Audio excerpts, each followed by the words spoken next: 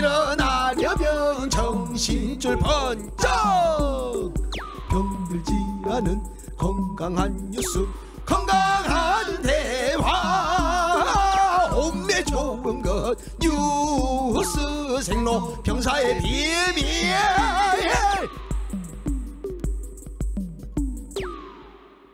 뉴스의 본질, 뉴스의 비밀을 파고드는 시간 뉴스 생로병사의 비밀 시작합니다. 뉴스빙하 김민아 시사평론가, 뉴스화산 김수민 시사평론가 두 분 어서 오세요. 네, 반갑습니다.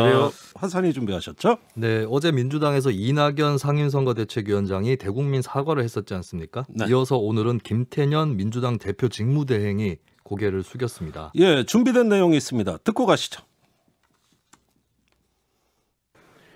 내노남불 자세도 혁파하겠습니다. 더불어민주당은 개혁의 설계자로서 스스로에게 더 엄격하고 단호해지도록 윤리와 행동 강령의 기준을 높이겠습니다. 네, 방금 들으신 내용 영상으로도 유튜브로 나갔습니다. 이번엔 김태년 원내대표가 정말 납작 엎드렸네요. 네, 최근에 사실 정부 여당에서 전월세 상한제라든지 이런 입법을 했는데 그 여권의 관계자들, 뭐 박주민 의원이라든지 김상조 전 정책실장 본인이 세를 놓은 집은 전월세를 급등시켜놨더라. 네. 이것 때문에 내로남불 논란이 굉장히 크게 불거지지 않았습니까? 예. 그리고 사실은 내로남불은 어제 오늘 조금씩 쓰이는 말이 아니라 정치권 전반에 굉장히 많이 쓰이는 키워드이기도 하고 특히 현 정부나 여당에 대해서 많이 쏟아졌었던 그런 단어인데 급기야 여권 관계자, 여권의 대표자가 스스로 이 단어를 입에 올리면서 혁파하겠다라고 선언하는 그런 상황까지 오게 된 것이죠. 이 내로남불의 비밀이 무엇인가 오늘 좀 파헤쳐 볼 것 같은데요. 네. 연관 검색어, 적폐, 유체이탈, 공정. 허허. 이것이 내로남불이다. 예, 뭐 듣기만 해도 그냥 뭐 가슴에 팍팍 꽂히는 단어들이에요. 네. 예, 가장 정치적 논란이 많을 때 쓰이는 단어들 지금 말씀해 주셨어요. 자, 그러면 한번 살펴보겠습니다. 굉장히 오래된 유행어 같은 내로남불. 이거 언제부터 시작됐습니까? 내가 하면 로맨스, 남이 하면 불륜. 예, 그럼 말 자체는 오래됐는데. 네, 뭐 정확하게 언제부터 했는지는 알 수 없는데 기록에 남아 있는 것을 최대한 뒤져본 결과는 1993년경이었습니다. 예. 그때 뭐 내가 하면 쑥달운전, 남이 하면 얌체운전부터 시작해서 네. 줄줄이 막 나와요. 뭐 네가 사랑에 빠지면 스캔들, 내가 못생긴 건 개성이고 네가 못생긴 건 원죄, 뭐 이런 식으로까지 나오는 그런 게 있었는데 이때가 보면 1990년대 초반 그리고 앞서서 가면 1980년대 후반 이때 참새 시리즈, 식인종 시리즈, 최불암 시리즈 이런 그 개그 시리즈가 계속 유행할 때 그때 나왔던 레퍼토리라고 볼 수가 있겠고요. 굉장히 좀 냉소적인 사회 분위기 같아요. 아 근데 그게 냉소가 유머의 키워드로 하나에 들어가 있긴 한데 어떻게 보면 또 좀 웃겨보려고 노력하는. 그래서 막 그 책을 사가지고 저 같은 경우도 최불암 시리즈 이런 책을 사서 막 읽고 그랬었거든요. 그래서 외워가지고 막 친구들한테 얘기하고 그랬어요. 인기 도서였습니다. 그렇습니다. 어린이들의 코 묻은 돈이 많이 들어갔었던. 나중에 최불암 그 탤런트가 어떻게 생각하냐 그러니까 기분 좋다 그랬어요. 그렇습니다. 본인이 유머의 아이콘이 돼가지고. 사실은 노태우 전 대통령도 본인이 풍자되는 것에 대해서 괜찮다라고 얘기를 했었죠. 그러니까 달라진 사회 상황 어느 정도 반영하고 있었던 그런 분위기에서 나왔던 단어다라고 볼 수 있습니다. 아 그렇군요. 자 이렇게 그때 갑자기 언어의 성찬이 차려졌다 이런 말씀이신데 그때 시대 상황이 좀 궁금하네요. 자 이 말은 그 신문 지면으로 치면 정치면이나 문화면에서 먼저 나왔다고 볼 수 있겠고요. 하지만 이것을 줄여서 내로남불 이렇게 아주 그 축약되는 표현으로 나온 건 이건 언제입니까? 1996년 6월 그때의 국회가 개원하고 얼마 안 됐을 시점인데 여야 각 정당들이 한 번씩 다 단상 점거를 했던 적이 있습니다. 아니 그 이상하네. 네, 원 구성을 하기 위해서 의장 선출부터 시작해서 굉장히 이제 파행으로 치달았었던. 아 96년이라 그랬습니까? 그렇습니다. 아 그럼 15대 국회 개원할 무렵이나요? 예, 그때 이제 김영삼 대통령의 야당 총재로 김대중, 김종필 총재가 있었던 그때 시점인데 그때 여당의 박희태 대변인. 있었어요. 이 대변인이 이제 굉장히 찰진 논평들을 자주 냈었는데 그 중에 하나가 야당을 공격하면서 내가 바람을 피우면 로맨스고 남이 하면 불륜, 내가 부동산을 사면 투자고 남이 구입하면 투기라는 식이다 라고 네, 그렇게 좀 그때 당시로서는 굉장히 재치 있는 논평이다 이런 네. 평가가 있었거든요. 그때부터 본격적으로 좀 시작이 된 것 같고요. 예. 그리고 내로남불 이렇게 네 글자로 줄여진 것은 찾아보니까 2015년 3월 24일 정도에서 찾아볼 수 있었습니다. 예. 홍준표 당시 경남도지사가 미국 출장을 갔었는데 부인을 동반한 그런 출장이었고 골프를 쳤다. 네. 이게 논란이 됐었거든요. 그때 홍 당시 지사는 비공식 비즈니스 일정이다라고 해명을 했는데 JTBC에서 그때 다루면서 그야말로 내로남불이죠 라는 그런 단어를 씁니다. 예. 이때 처음 나온 겁니까? 지금 기록상으로는 그렇다 이거죠? 그렇습니다. 네 글자로 그래요? 축약이 된 것은. 예. 그렇다면은 그 뭐 문재인 정부 들어와 가지고 여당을 공격하는 용어로 쓰기 전에 이미 그 전에 쓰임새가 있었다는 그렇습니다. 얘기예요. 그런데도 불구하고 사람들은 문재인 정부 때 많이 쓰는 용어로 알고 있어요. 네. 특히 쓰임새가 많아진 겁니까?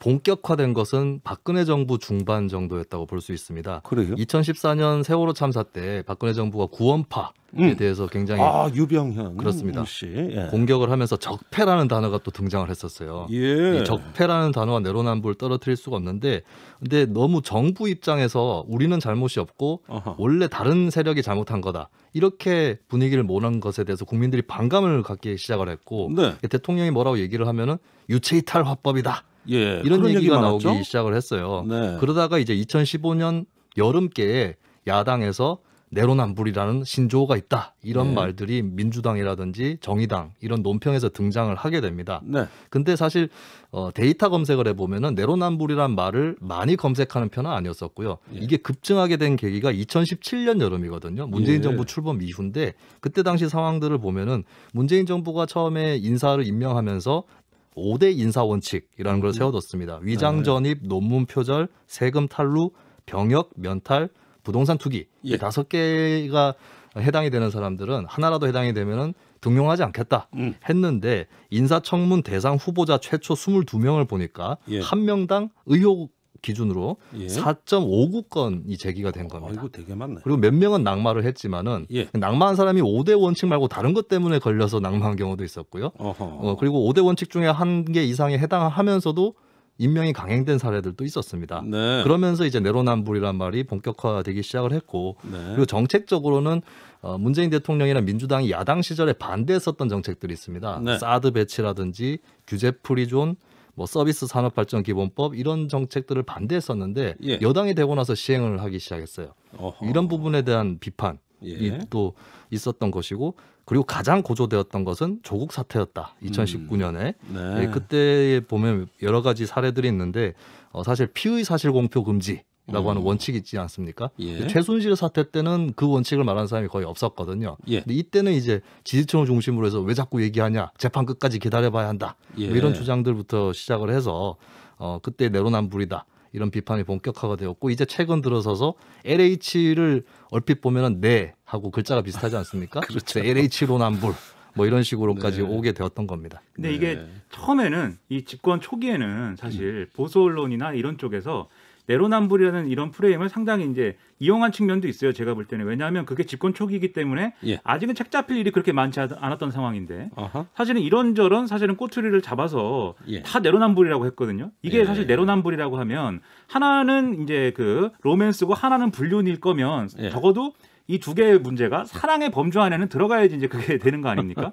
근데 하나는 사랑이고 하나는 아닌 것까지 다 끌어들여서 예. 내로남불이다 이렇게 비판을 많이 했어요. 예를 들면 이제 뭐 부동산 가격을 잡겠다면서 왜 강남의 아파트를 가지고 있냐 뭐 이런 거 있잖아요. 내로남불이다. 예. 그런데 강남의 아파트를 가지고 있는 것과 부동산 값을 잡는 것은 다른 문제일 수 있는 것이고 아하. 각각의 문제인데 그것을 네. 연결해서 굳이 내로남불이다 이렇게 하기도 했고 그다음에 다주택자들에게 뭐 세금을 크게 물린다더니 왜 청와대 참모들이 막 다주택자냐 뭐 이런 지적도 있었는데 그것도 내로남불이다. 예. 근데 그 사람들이 이 청와대 이제 그 있는 분들이 예를 들면 세금을 많이 낸다든지 예. 또는 나중에 임대사업자 등록을 한다든지 그러면은 사실은 내로남불이 아닌 것인데 각각의 아하. 문제죠 그것도. 예. 그런데 이것도 다 엮어서 내로남불이다 이런 공격을 했었거든요. 예. 그런데 이 정권의 뒤로 오면 올수록 그런 비판이 이제 힘을 얻어가는 과정이 생겼던 거죠. 그게 이제 문제였던 겁니다. 그런 그 배경에는 우리 사회가 과연 공정 사회냐 이런 어떤 그 청년들의 의문 또 과연 우리는 공정한가? 네. 이런 점에서 어떤 그 회의와 불만의 이 내로남불이라는 단어가 편성하면서 네네. 더 커진 거 아닙니까? 네, 이것은 이제 특정한 어떤 시기라든지 세력만의 문제가 아니라 구조적으로 언제든지 발생할 수 있는 문제인데 예. 그거를 좀 배경이라든지 구조를 짚어보자면 이런 게 있어요. 그러니까 10세이고 더 젊은 쪽 예. 이쪽이 이제 비주류일 때는 주류에게 주로 도덕적 문제를 많이 제기를 합니다. 네. 근데 본인이 주류가 되면은 또 입장이 좀 달라질 수 있는 부분이 있겠죠. 예. 근데 그때의 부메랑처럼 본인이 꺼냈던 얘기가 돌아오게 되고 아하. 사실 원래 주류였던 쪽은 도덕적으로 우리가 우월하다 이런 얘기를 별로 안 하기 때문에 예. 대중들도 그렇게 기대도 없고 배신감이 없어요. 예. 근데 새로 주류가 되는 쪽에 대해서 대중들이 민감하게 느껴지는 예. 그런 부분이 있는 것이고 그리고 내로남불 같은 경우는 공정에 관한 키워드긴 한데 공정이라는 게 사실 굉장히 복합적인 기준이 있지 않습니까? 네. 무엇이 공정하다라고 딱 잘라 말할 수 없는 그런 문제도 대단히 많은데 내로남불은 너무 쉽게 보여요. 왜냐하면 본인이 얘기한 걸 안 지키면 내로남불이 되는 거기 때문에 네. 누가 봐도 판별하기가 대단히 쉽다는 것이죠. 네. 그럼 꺼내기도 되게 쉬운 공격이 될 텐데 이게 또 세대별로도 막 이 내로남불에 관련된 느낌들이 조금씩 다를 텐데 이런 것들이 있는 것 같아요. 청년층은 야 여기나 저기나 똑같구나 라는 환멸 그리고 중년층 같은 경우는 나도 살아봤으니까 아는데 그놈이 그놈인 거 아는데 나도 잘나지 않았는데 근데 왜 너희는 인정을 안 하니? 예. 라고 하는 그런 분노가 있는 것이고 노년층에서는 아이고 우리한테 뭐라고 훈계질 하더니 꼴 좋다. 예. 이런 냉소가 또 있는 것 같아요. 아니 전반적인 어떤 냉소주의와 같이 가는 단어처럼 느껴져요. 때로는 그런데 분노와 같이 가고. 분노와 냉소 이런 거와 같이 가는 어떤 부정적 에너지를 증폭시키는 단어가 아닌가 생각이 되는데 이런데 정부와 민주당이 어떤 부분에서 엮인단 말입니다. 네네. 예, 그런 대목이 주로 어떤 답니까? 좀 거슬러서 올라가 보면 야당 할 때도 어느 정도 단초를 제공했다고 볼 수가 있을 것 같아요. 얼마 전에 문재인 대통령 가덕도 방문에 대해서 네. 선거 개입이라고 많이 비판을 했고 민주당은 아니다라고 얘기를 했었잖아요. 예. 근데 사실 따지고 보면 이명박 박근혜 대통령에 대해서도 민주당은 공격을 똑같이 했었단 말이죠. 네. 그럼 사실 야당 할 때 야 이런 것 가지고 문제 삼지 말자 이렇게 틀어줬으면은 지금 부담이 덜했을 수 있는 그런 부분이 있는 것 같고 네. 그리고 이제 박근혜 탄핵과 집권에 이르는 그 과정에서 잠복해 있는 불만이라든지 불신 이런 것들을 좀 간과한 측면이 분명히 있습니다. 그러니까 박근혜 탄핵에 찬성한 사람의 비율과 예. 문재인 대통령을 지지한 사람의 비율 간에는 격차가 나는 것이거든요. 그렇다면은 이들이 처음에는 그 굉장히 큰 지지를 보냈지만 네. 돌아서거나 혹은 미리 의심을 좀 하고 있다가 이것 봐라라고 예. 이렇게 되는 가능성을 좀 간과한 측면들이 있었다라고 하는 거고 그리고 여러 가지 경제 문제라든지 이런 부분에 대해서 전 정부 탓이다 또 뭐 야당 탓이다 검찰이나 언론 탓이다라고 했던 거 이 예. 부분이 2020년 총선 전까지는 어느 정도 통용이 됐는데 네. 거대 여당이 총선 결과로 탄생한 이후에는 그래도 또 남 탓을 하는구나라고 하는 대중의 실망과 분노를 불러일으킨 것 근데 이게 같습니다. 비판이라는 게 예. 문제가 있으면 그 문제를 비판하는 거에 좀 더 공을 들일 필요가 있습니다. 사람들은 이제 내로남불하면 그 프레임이 이제 좀 탁 마음에 와서 박히기 때문에 그게 효과적일 수는 있거든요. 네. 하지만 언론이라든지 정치권에서는 제가 볼 때는 내로남불이라는 프레임을 즐겨 쓰지 말아야 돼요. 왜냐하면 이게 문제를 지적을 하면 되는데 내로남불이다, 앞뒤가 다르다, 겉과 속이 다르다 이렇게 가면 그러면 내로남불이 아니면 되는 것인지 내로남불이 아니기만 하면 문제가 해결되는 것인지 또는 예. 겉과 속이 같으면 그것은 다 바람직하고 긍정적인 것인지 예. 겉과 속이 같은데 결과가 부정적인 정책일 수 있는 거거든요. 내로남불이 아닌데 그 결과가 부정적인 어떤 효과일 수 있단 말이에요. 그러니까는 문제를 문제로 지적하고 그 문제를 해결하는 방식에 대안을 마련하는 이런 정치나 언론의 역할이 필요한데 네. 내로남불이다, 고로 나쁘다 이러고 계속 끝나고 있기 때문에 네. 그런 것도 우리가 한번 되돌아봐야 됩니다. 이게 잘못하면 내내로 남내불이 됩니다. 그건 뭐예요? 내가 내로남불에 대해 비판하면 로맨스고 네. 남이 내로남불에 대해 비판하면 물륜이 된다. 내내로 남내불 이렇게 되면 안 되는 거고요. 예. 보편적인 기준에 합의를 하고 또 그냥 합의가 안 그렇게 어렵게 되면은 할 거 없이 내로남불 제곱이라고 한대요. 아 그렇군요. 예, 수식으로 제가 따지면 그래요. 수학이 약해가지고 제곱이군요. 그게 예. 네, 인수분해를 좀 해봐야 될 것 같은데 네. 아무튼 합의가 되게 중요합니다. 이 부분은 알겠습니다. 역지사지도 중요하고 근데 만약에 그게 안 되더라도 예. 내가 먼저 한다, 예. 상대방을 탓하지 않는다 이런 자세를 가진 쪽이 승리한다라고 예. 하는 그런 믿음이 있다면 좀 극복해낼 수 있지 않을까 그렇게 알겠습니다. 생각됩니다. 결국 품격과 겸손의 덕목이 중요한 것 같습니다. 잠시 후 돌아오겠습니다.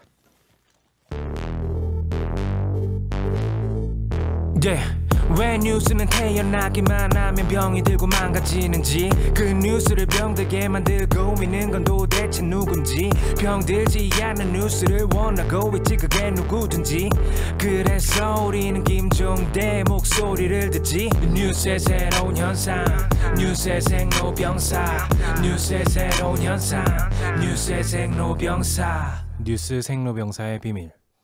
네, 최저임금에 관한 뉴스 빙하가 준비하셨는데 진행 상황만 듣고 마무리하겠습니다. 일단 고용노동부 장관이 최저임금 심의를 최저임금위에 이제 어제 요청을 했고요. 그럼 고용노동부가 8월 5일까지 이 결과를 고시해야 되기 때문에 7월 중순까지는 최저임금위에서 결론을 내려야 됩니다. 근데 역대 사례를 보면은 논의가 평탄하게 진행된 일이 없기 때문에 아마도 이번에도 상당한 논란 속에 진행될 것 같은데요.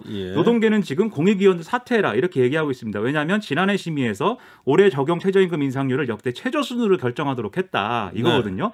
여기와 더불어서 지금 문제가 되고 있는 것이 초기에는 소득주도 성장하기 위해서 최저임금 많이 올렸는데 그게 결국 산입범위 조정이라든지 이렇게 윗돌 빼서 아래에 메우고 아랫돌 빼서 위에 얹는 이런 방식으로 끝나버린 거 아니냐 이런 우려가 있거든요.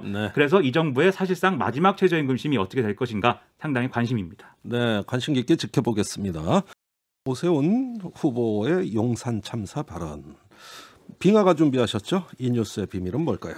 예, 이 오세훈 후보와 용산 참사 뉴스의 비밀은 별것과 별것 아닌 것의 차이입니다. 이 오세훈 후보의 발언 논란, 오늘도 오세훈 후보가 해명도 하고 사과도 하고 뭐 이런 식인데 어떻게 진행이 된 것인가 정리를 해보겠습니다. 네, 일단 영상이 준비되어 있습니다. 보고 가시죠.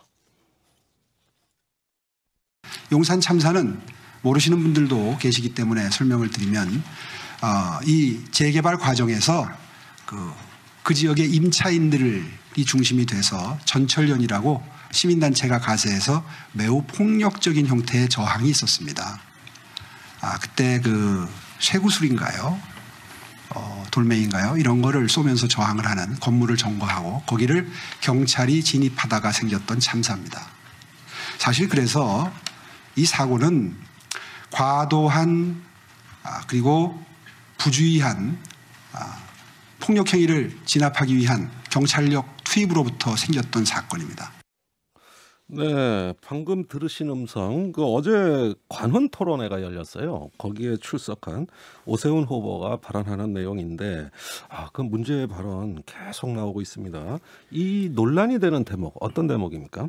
그러니까 사실 이전에 선관위 주최 토론에서 이 용산 참사를 박영선 후보 측이 물어보니까 참 가슴 아픈 사건이고 일어나서는 안 될 참사였다, 송구하다 뭐 이런 취지의 얘기를 막 했는데 저 관훈 토론에서 이 송구하다는 것의 의미가 구체적으로 뭐냐를 이제 질문을 한 거예요, 기자가. 근데 거기에 대해서 답을 하라니까 선관위 주최 토론에서는 좀 자기가 이제 짧게 얘기를 해서 그냥 송구하다고 해서 여러모로 좀 오해가 있을 수 있어서 내가 이 부분에서 정확하고 상세하게 답을 해주겠다 하면서 지금 이제 쭉 나온 그런 얘기를 한 건데요. 근데 이게 당시에 과잉 진압이 문제가 있었다라는 지적이 계속 있었고 그것이 일부 확인됐는데도 지금 발언한 걸 보면은 그 어떤 시민단체가 폭력을 이제 시작을 했고 그것을 경찰이 거기에 진입하다 그냥 생긴 사건이다.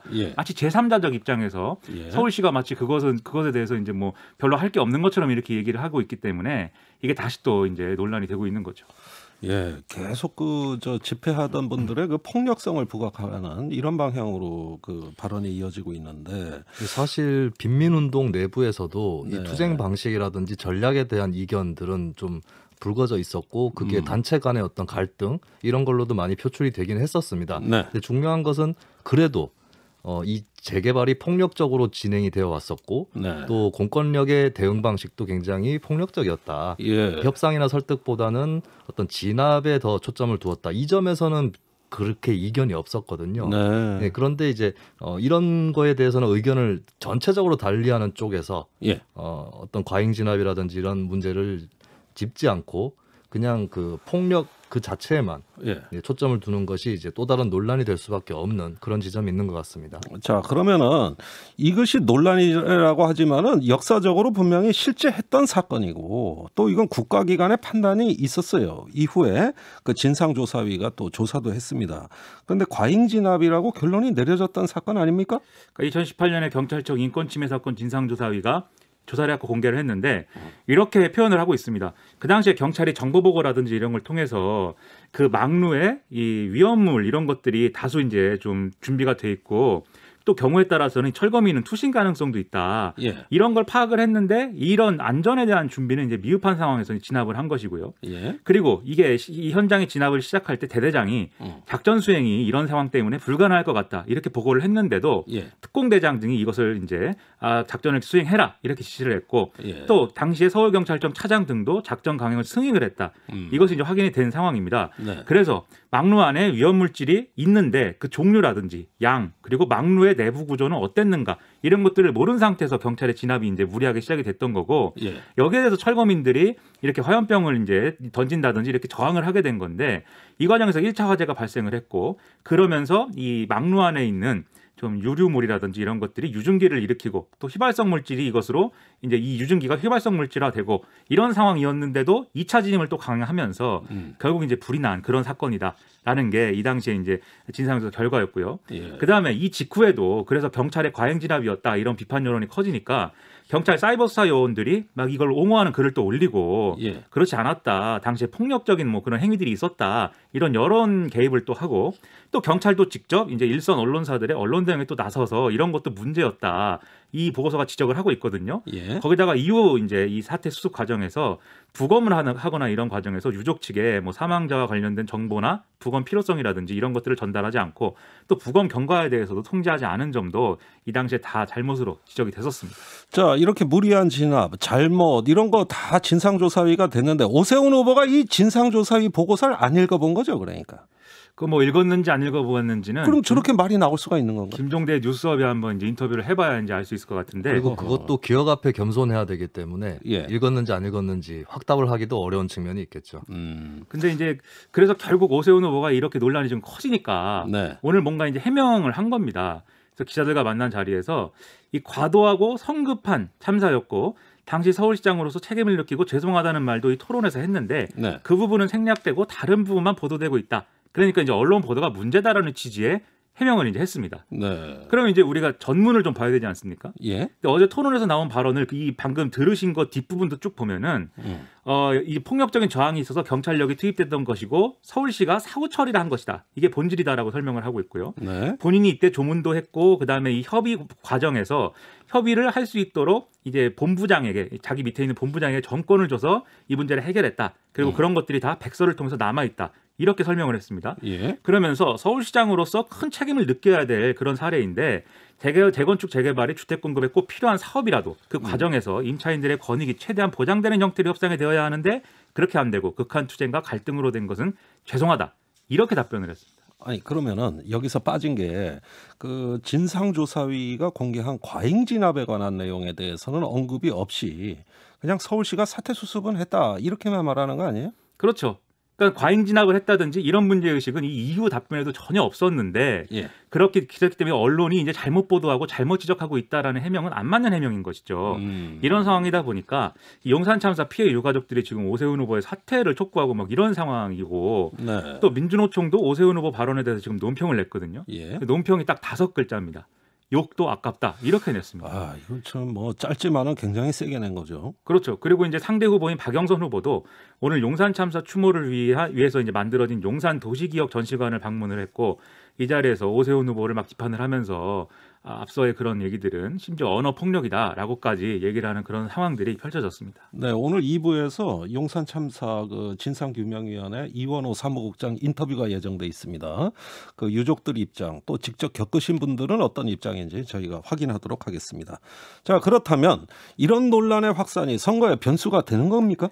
이게 우리가 어떤 상식 그리고 어떤 사회 정의 이런 걸 생각하면 이런 논란이 이제 선거판에 큰 영향을 이제 미치고 뭐 해야죠. 원래는 그게 정상이죠. 그렇죠. 근데 지금 워낙 이제 정권 심판론이 강력하게 제기가 되고 있고 그게 모든 사실은 쟁점을 좀 덮고 있는 양상이어서 이게 또 큰 영향이 있을까는 저는 이제 시사 평론가로서는 조금 이제 의문입니다. 예. 이게 하여튼 사람들이 보기에 과거 사건이다 이렇게 생각하는 경우가 많고 또 지금 집값 폭등에 대해서 이제 분노를 하고 있는 측면에서 보면 예. 이게 좀 결이 다른 사건이다라고 느끼는 부분도 있어서 그렇지 않겠는가 이런 생각인데요. 그러니까 이런 논리입니다. 집값을 잡기 위해서는 공급을 늘려야 되고 그러려면 재개발 재건축이 필요하다는 이런 주장이 더 중요한 거 아니냐 예. 이런 생각들인 것이고 결국 그런 연장선에서 보면 사실 용산 참사에 대한 과거의 기억에 대해서 감수성이나 어떤 예민함이나 이런 것들이 많이 이제 좀 축소되어 있는 게 아닌가 이런 생각이거든요. 하지만은 이걸 선거 영향과는 별개로 이런 문제는 우리가 이번 기회에 다시 생각을 해봐야 됩니다. 왜냐하면 네. 지금 서울시장 선거에 나선 두 후보 모두 재개발 재건축은 확대 공약을 지금 내세우고 있는 그런 상황이죠. 네. 그렇기 때문에 이게 뭐 서로 이제 공약의 형태, 정도의 차이 이런 것들이 있겠지만 재개발 재건축이 실제 진행이 되면은 원주민 피해라든지 이런 것들을 똑같이 우려를 제기할 수 있는 거거든요. 그게 꼭 용산 참사 같은 모습이 아니더라도. 네.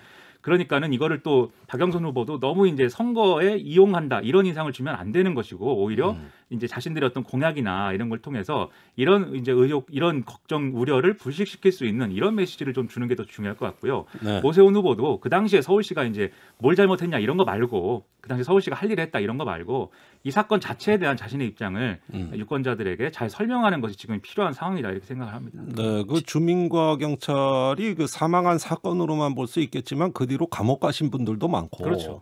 이게 장기적인 사건이었기 때문에 수없이 많은 아픔과 애환이 그 점철된 사건이거든요. 그분들의 피해가 이 사건 당일을 끝으로 이제 해결이 된 게 아닙니다. 네. 계속해서 그 뒤에도 계속돼서 이어졌던 이어졌고요. 그런 면에서 보면은 이게 이렇게 이렇게 진정성 없는 이야기가 오고 간다는 건 여러 사람한테 아픔이 될 수도 있어요. 네. 그리고 이런 류의 언행이 선거 이후에 지지율 측면에서 영향을 끼칠 수 있습니다. 네. 왜냐하면 이명박 박근혜 정권과의 단절 이것을 김종인 비대위 체제에서 국민의힘이 선언을 했었단 말이죠. 네. 그리고 그것이 어느 정도 주요했다라고 분명히 볼 수 있거든요. 근데 만약에 선거 결과가 좋거나 지지율이 오른 상태에서 이런 언행이 반복이 되면은 국민들 입장에서는 저렇게 지지도가 올라가니까 또 태도가 바뀐다. 이런 평가가 나올 수 있다. 네. 선거 이후에는 영향을 오히려 끼칠 수 있다. 네. 이런 것을 좀 짚고 이건 싶습니다. 선거를 초월한 의제라는 것이죠. 네. 그러니까 정치 세력이 달라진 모습을 보여서 국민들의 신뢰를 획득을 해야 되는 것이지 예. 달라진다고 했는데 선거 끝나니까는 달라진 게 하나도 없다. 예. 이런 평가를 받게 되면은 지금 그런 거를 사실은 의식하고 박영선 후보나 이런 이제 쪽에서는 이제 이명박 전 대통령을 계속해서 언급하는 이유가 그거 아닙니까? 네. 지금은 시민들이 저거 선거 프레임 아니야 이렇게 볼지 모르지만 선거 끝나고 나면 그 평가를 다시 할 수밖에 없는 그런 게 될 수 있습니다. 알겠습니다. 자, 이건 단순히 선거 문제가 아닌 것 같습니다. 뉴스 생로병사의 비밀은 여기까지입니다. 뉴스화상 김수민, 뉴스빙하 김민아 두 분 수고 많으셨어요. 네, 고맙습니다.